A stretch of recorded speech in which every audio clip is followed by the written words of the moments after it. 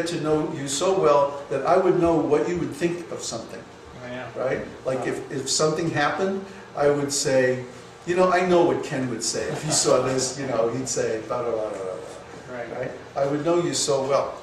Yeah. So we can get to know Krishna that well.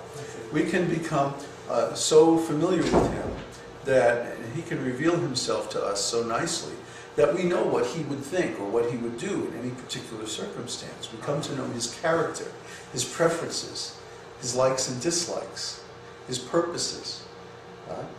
And so once we understand that, then we can say, well, look, Krishna, you know, I'd really like to have such and such a situation where I had this kind of a relationship with you in this particular form, and that would really satisfy me.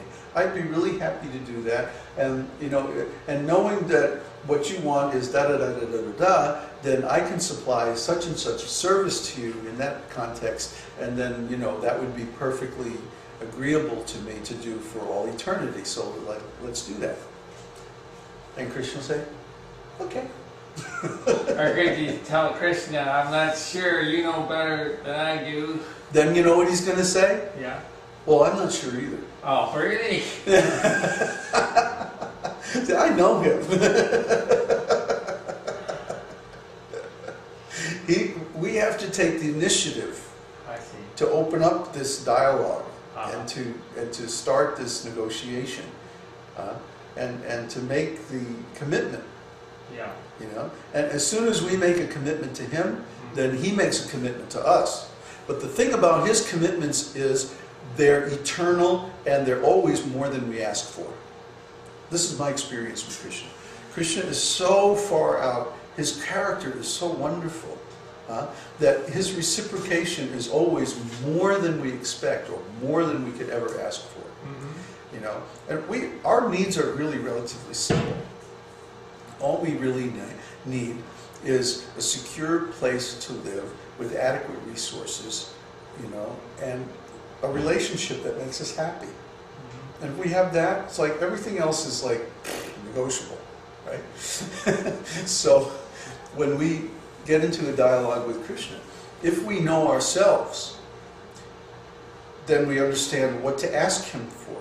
And I tell you the truth, it took me about 20 years to get to know Krishna. But it took me 30 years to get to know myself and to be able to ask him for what I really wanted. Yeah. That was the hard part. One time when I was working with my therapist, she said something that had a really profound impact on me. She said, the main symptom of neurosis is that the person doesn't know what's going to make them happy. Oh, yeah. If you ask them, well, you know, you can have anything you want, what would make you happy? And they go, well, I don't know. You know, I think maybe I'd like, you know, this, you know, they're not sure, right? That's the main symptom of neurosis. A person doesn't know what to ask the world for, doesn't know what to ask Krishna for either. So we just take anything we think we can get. And that's neurosis. And so a person wanders from one situation to another, to another, to another, and none of them are really satisfactory. But that's like the story of our life here in the material world. We take what we think we can get instead of what we really want. Because we don't really know what we really want, or we're afraid to ask for what we really want because of what we think other people might think about us, or something like that. And that's neurotic. That's messed up. No? So what happens when we get to the higher levels of devotional service is that we enter into this dialogue with Krishna where we present him with what we really want. What would really make us happy? You know, like my ideal scene, my ideal lifestyle or relationship with Krishna is, you know, it's something that's very far out. You know, it's very unusual. I have unusual tastes, you know. So for me, it was very hard for me to break free of the, what's that called? Not the expectations, but the, like break the mold, you know. It's like Krishna is presented as in a certain way, or liking certain things and stuff like that, you know. But actually his tastes are much broader than that. I didn't know that though. So I was afraid to like ask Krishna for what I really wanted. You know, but he basically forced me to do it. Oh, really? Yeah, he like forced his way into this area of my life that I really didn't want to allow him into. Because I was afraid he would be like upset with me. And it turns out he really, you know, he's like totally cool with it. Duh.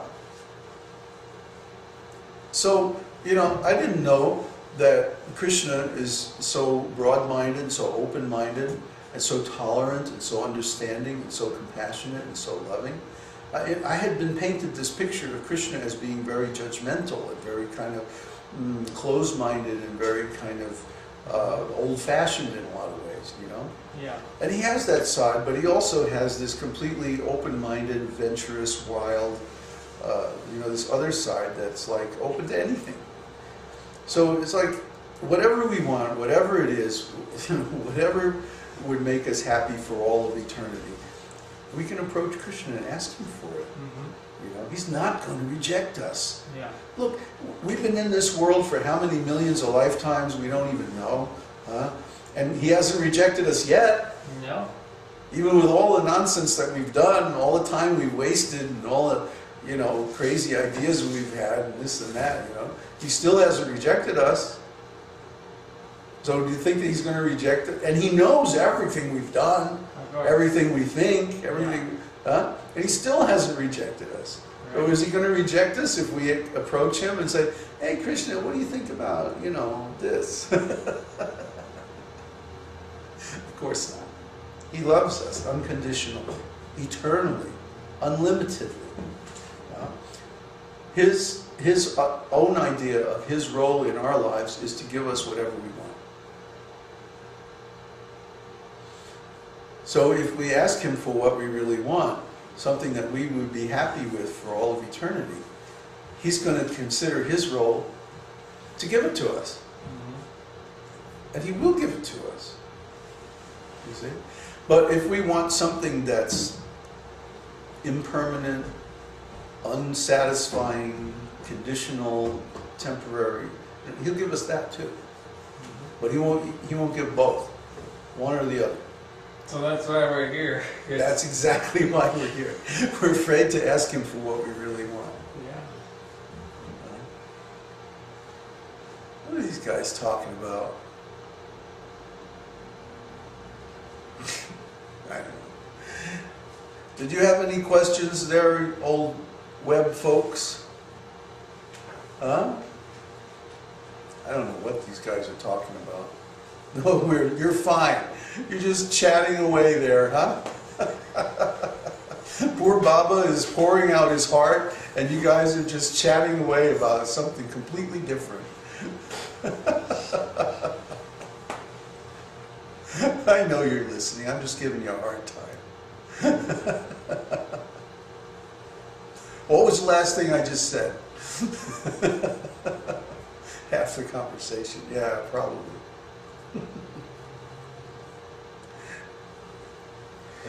So, well, we were going to stop early, but then we got into this subject somehow or other, and that was about an hour and a half ago. No, almost 2 hours ago, and we're still here. So I guess people are making moves like they're headed towards the door.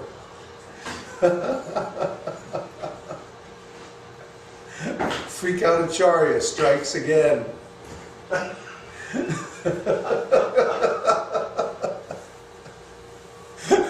Uddhava says, Jai!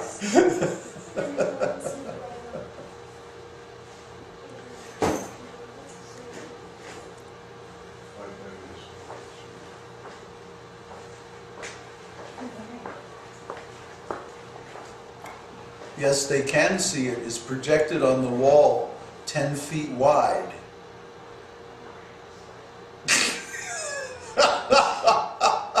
Tell them they'll be Freak out!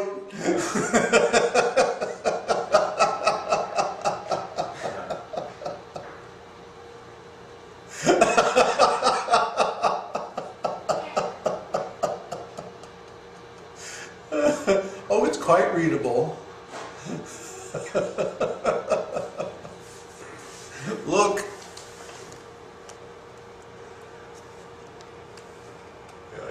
flex the camera a bit.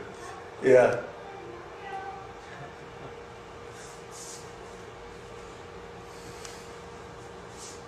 Well, regardless whether it can be seen or not, nothing should be said that something should shape it was seen or wasn't seen.